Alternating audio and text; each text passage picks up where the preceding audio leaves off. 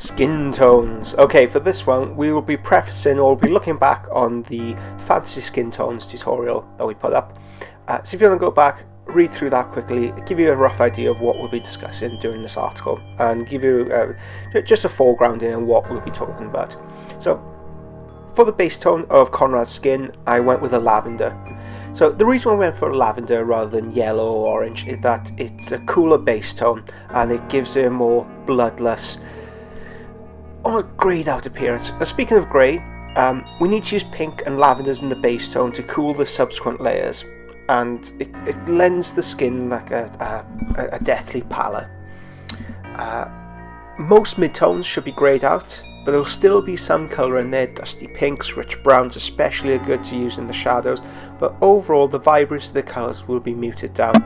By adding lavender into the base tone, it informs the rest of the colours, so any subsequent quality placed on top of that will naturally be cooled down. For the rest of it, I would recommend whichever colours you use, be it browns, blues, reds, make sure there's a cool colour mixed in with them. So mix in a bit of green with your browns or a bit of purple. Use cool colours to your advantage and use greyed out midtones, so skin tones that have slightly more black and white in them for the midtones. So when it comes to painting Curze, just take a few moments to look at the face.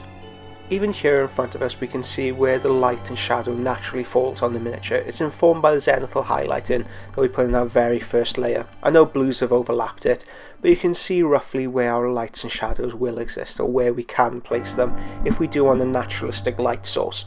We can have underlighting. For that effect I would recommend that you paint the face separately from the body itself, but I didn't want any such effects. I wanted just a straight up base tone. So speaking of base tones, I have mixed together some light brown from Vallejo and some Elandil violet from Scale 75 set. So the set is called Eldritch Colours. Mixing these two together gives you some kind of equivalent to this. Well, it gives you exactly this. If you want to create a similar tone to yours, feel free to substitute these colours. I've added just a tiny bit more purple into the mixture here, as you can see the second layer going on. And for this I've added a bit more of the light brown around his cheeks. So this very early stage I'm playing with colour, I'm playing with contrast and tone, but as a rule of thumb, just put down a layer of the lavender colour that you mix up.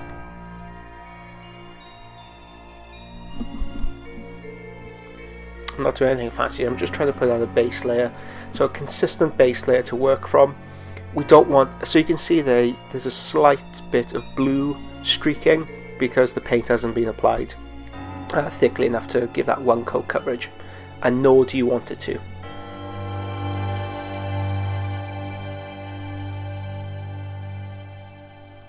So I guess this very early stage I'm just playing with the colour. I'm sketching in very roughly where I want the highlights and shadows to be.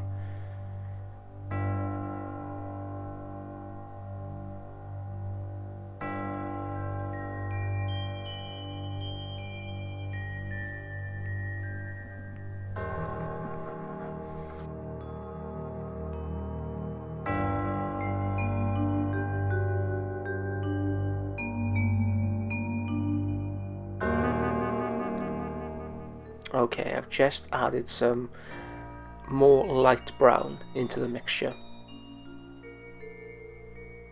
I'm just daubing that on where I think the highlights should be. Now the light source is coming directly from above the miniature. You can see the highlights and shadows have been built around that.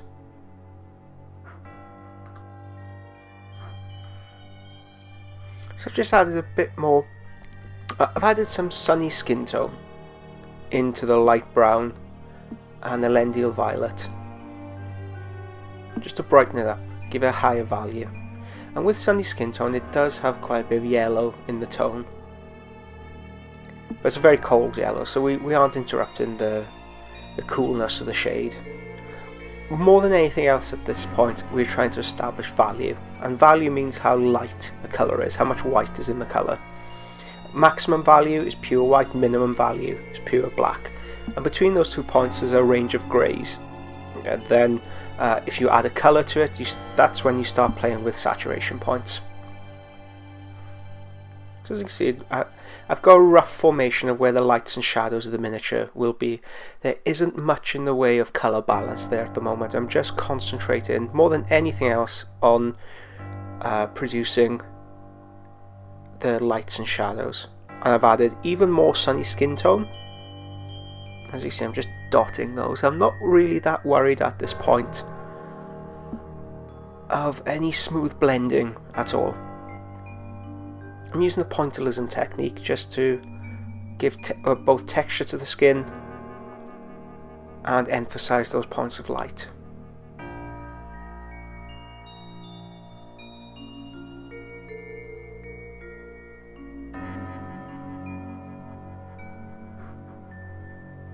It's nerve-wracking stuff when you come to this. You just pray that you don't have a sudden shake of your hands and just blat the paint all over the miniature. So you can see the lights and shadows all in the right places, or all in the correct places for me, what I want to achieve. I can start building on the highlights, so I can start bringing in the shadows. In this case, I've added a touch of off-white from Vallejo to sunny skin tone, and further highlighting the layers we've just established. Now when you look at skin, it's not it's a textured surface. It's not like a plastic surface. That's very, very smooth. So by adding these dots of light, just see how I press the brush up against the miniature. I'm just dabbing it. It's almost like I'm stabbing it. This has dual effect of creating texture, and it also produces somewhat of a like sweat effect. Sweaty Konrad Curze, painting in his ghoulish smile there. So I've just got the previous mixture. I don't want pure white teeth. I've run it over the teeth very roughly. So you can see there is a bit of a mistake. There's a bit too much white on the lower layer, but I can correct this with this stage by going back to our original mixture of Elandil violet and light brown. Just pop that over his mouth. Okay, let's have a look at the eyes. So Konrad Curze, he's always mentioned having these orbs, these pitiless black orbs for eyes, so I'm just sketching those in, just pure black. I'll be adding a point of white just above them. Also need to get that hair in as well.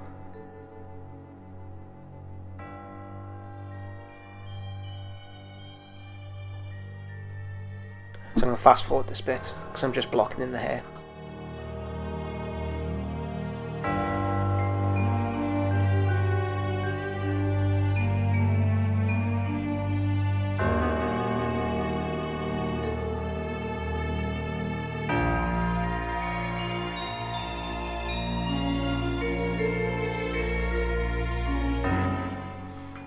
Okay, now we zip through that. Hope you enjoyed this super quick painting. So when the hair is still wet, I'm just running some pure white over it. I'm doing a bit of wet blending here. I want to give the impression that he has really greasy hair.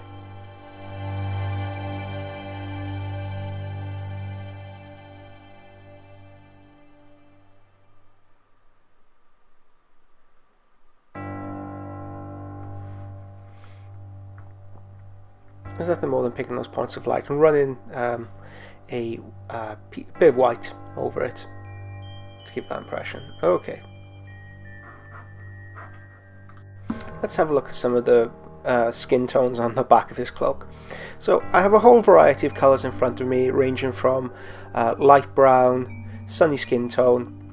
I have a touch of Elandil violet. I have some cab-like green to modulate it, and I also have some rose brown by Vallejo. I'm just mixing these in, so I'm using my dagger brush just to give me that contrast, or just to give me that the change that I need between a precision brush at the very tip and blocking in a lot of colours all at once.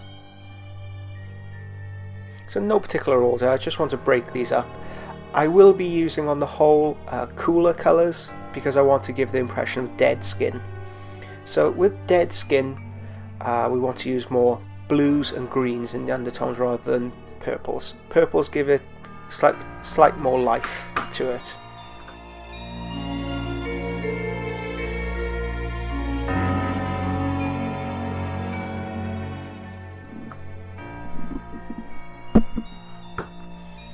So as I say, I'm just sketching in these tones. I might, yeah, let's zoom through this again because I'm just putting down base colours.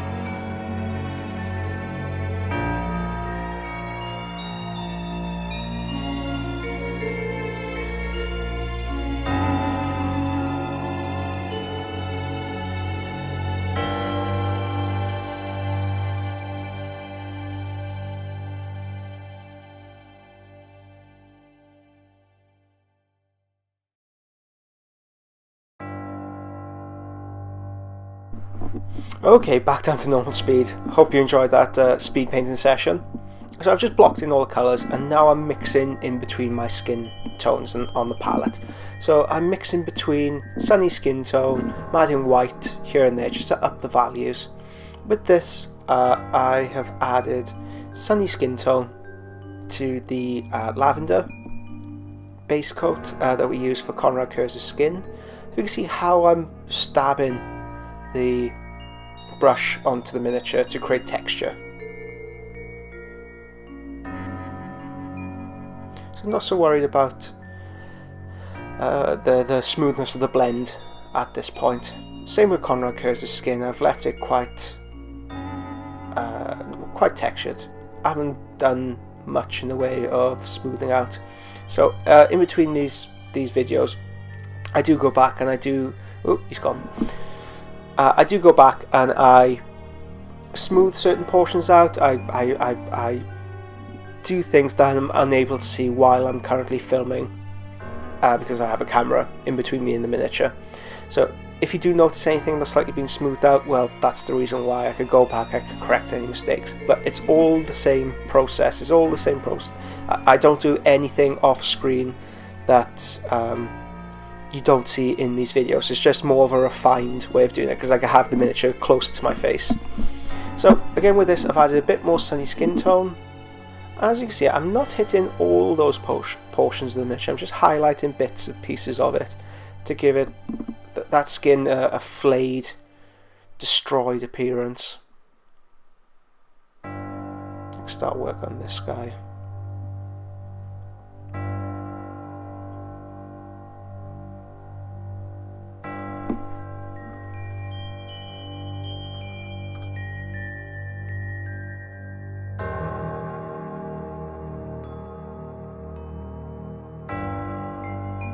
Same with the back of the cloak. I'm using the side of the brush. I'm not using the very tip. I'm just using the side of the brush in a stippling technique to create that old, worn look to the skin. Now, this technique was also used on Fabius Bile Q&A tutorials. So if you are a qualifying member for that, I highly suggest you look at that for another technique of how I go about creating these dead, destroyed skin tones. Especially when you look at the older skin. You can see, so if you have any elderly relatives, it'd be a good time to visit them and just look at their old, wrinkled, destroyed skin. So you can see I've added a bit. That was a joke, by the way. Hopefully you're all laughing at that and you're not mortified. Okay, so as you can see, I've just added a bit of blue into some of the base tone earlier. That was created with Incubi Darkness, just very watered down Incubi Darkness.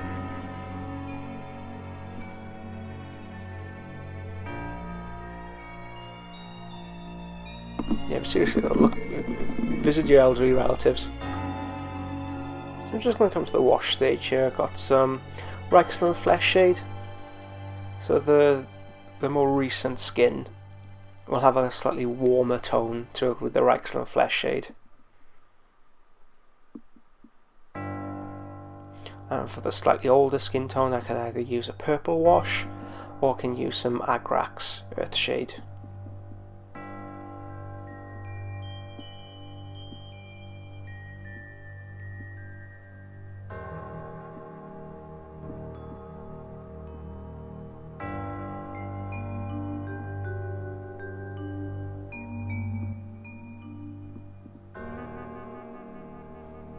I don't know, there's something quite therapeutic about painting flayed dead men. I was just watching myself paint, narrating this thing, and I'm hypnotised by it. It's very relaxing. But anyway, so with this tone, I have I've just mixed a tiny amount of Elendil Violet in with the Rexland Flesh Shade, just to give it more of a pronounced appearance. As you can see, I'm adding lines. I'm just adding depth and emphasis to those skin tones, cracks in the skin. What have you. So you can see that slightly more purple appearance. I'm using the brush and the stippling technique as well. You don't have to use your best brushes for this because it does flay out the edges. This is all about creating texture, and it contrasts well with the armor plates, which are quite clean lines. And we could contrast that with the blood, gore, and viscera of the skin tones.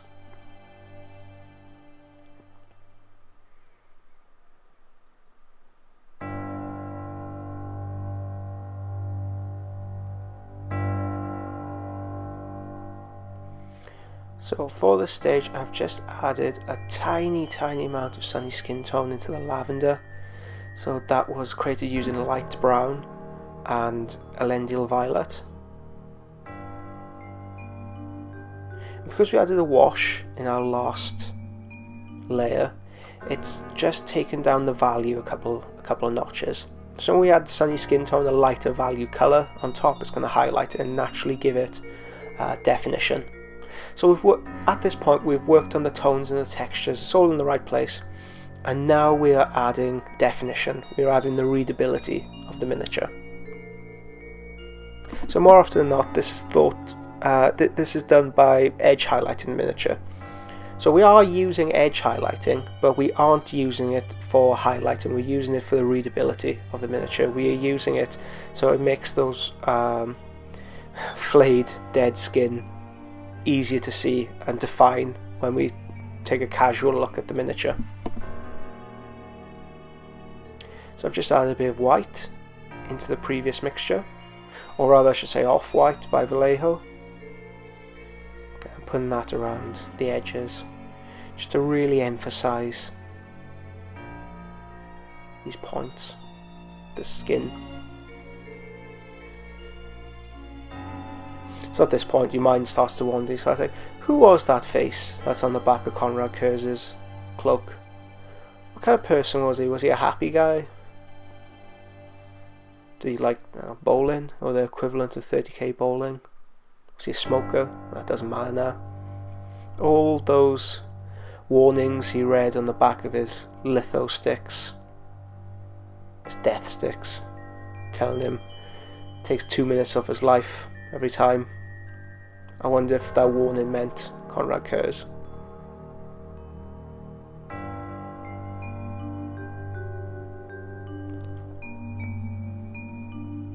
So just adding, while I'm musing on that, just add in some lighter details around the skin tone just to define it and make it readable. So even with a casual glance you can see that there's different kinds of skin on him.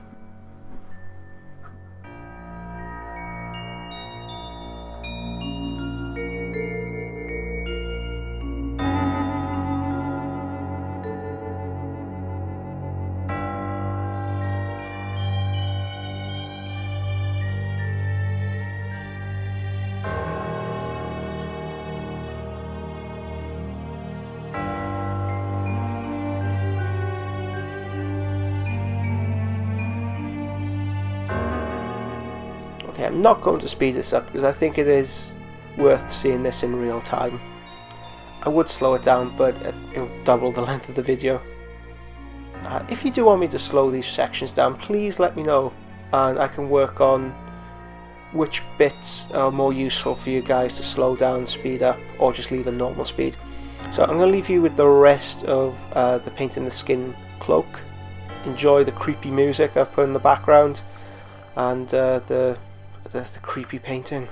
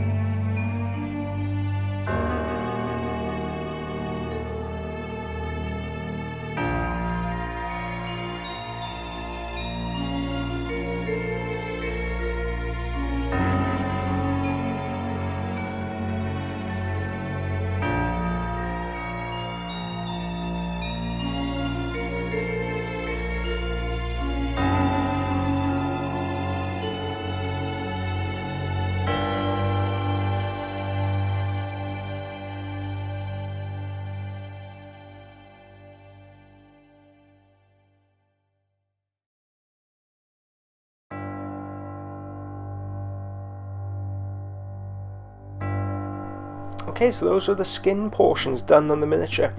Why not go into the skulls? It seems like a natural fit. So it's a rather harsh transition between him having no golds or no silvers and having, boom, metallics done on him. But we'll be covered in this own video how to go about doing them.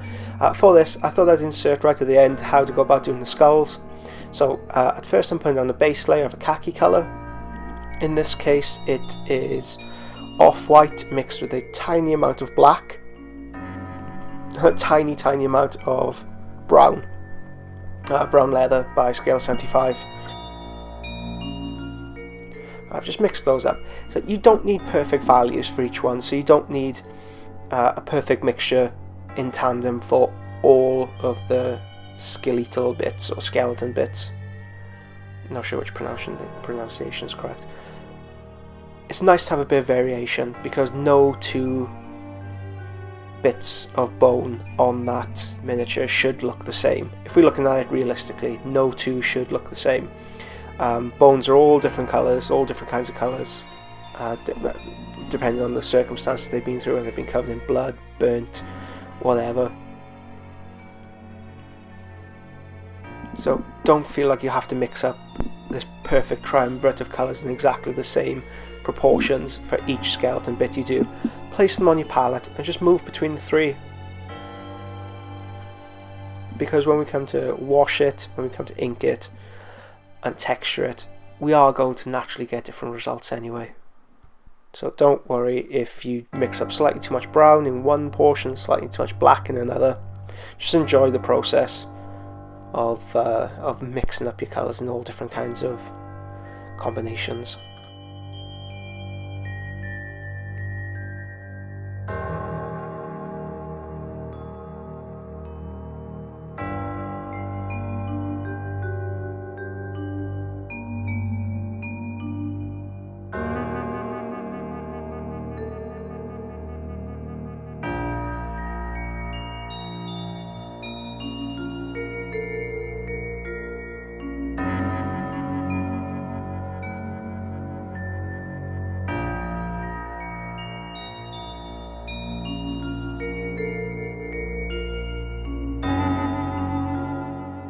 Oh, I should really leave this bit for the extras, but tell what I'm going to do now.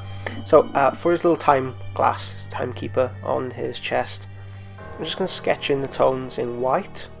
Again, if you do want another video on how to create realistic glass appearances, I would refer back to the Fabulous Bile Q&A sessions, because he has these vials up above his head. Perfect practice for it, but I've just sketched it in there. I will be developing it a little later on. So more blocking in of skulls, getting that dead khaki colour on.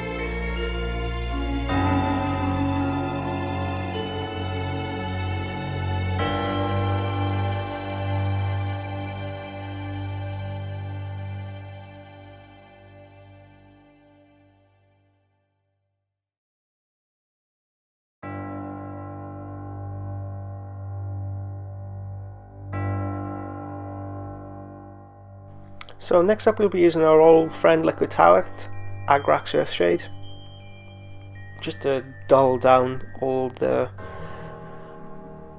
tones. I'm just going to lay them over the metal as well at the same time. Since I have it going on, I have the base layers down. what I'll do, I'll fast forward through this bit because I'm just laying down the Agrax Earthshade, and I don't want this portion of the video concentrating too much on the metallics.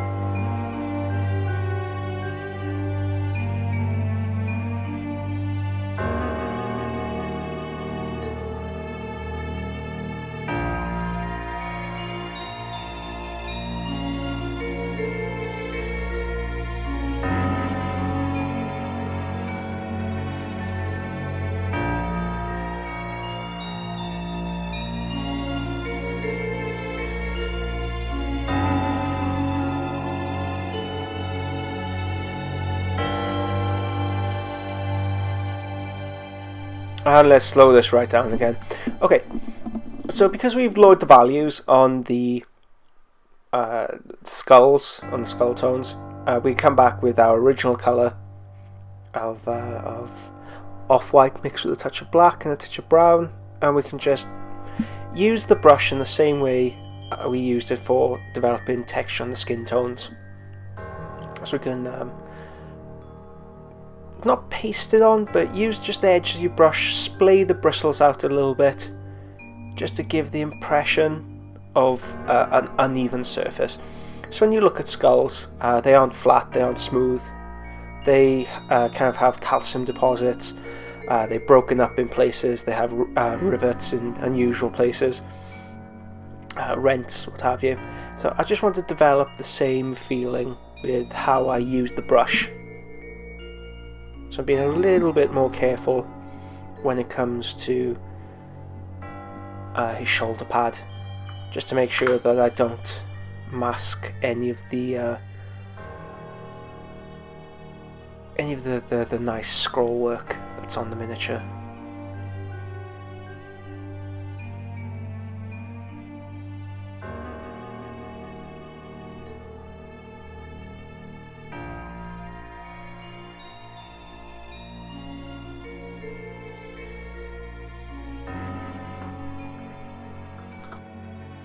Okay, let's have a look at this timekeeper piece again. So I have just got some Cabalite green, and I'm washing that over the surface. Then I want a harder edged line for the shadow and the upper portion of the highlight. Then I'm going in with pure black, just sketching in these lights, sketching in where the shadow should be.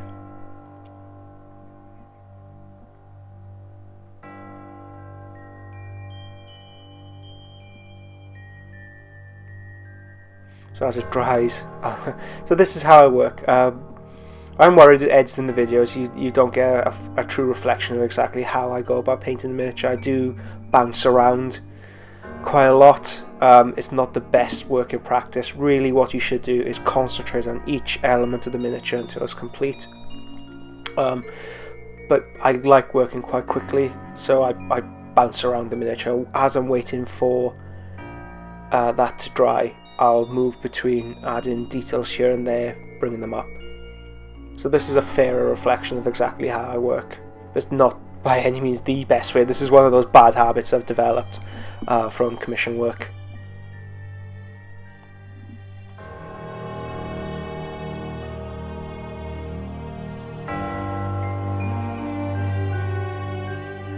So now I've got a rough idea of where the light and shadow exists on the piece. I just want to add very hard edged light to give it inner reflection.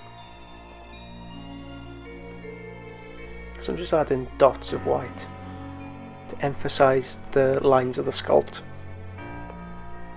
Also give it that 3D effect. And it's just as simple as that. So I want to thank you for watching this video tutorial. If you have any questions, please feel free to get in touch. Otherwise, get painting and get trick-or-treating, guys.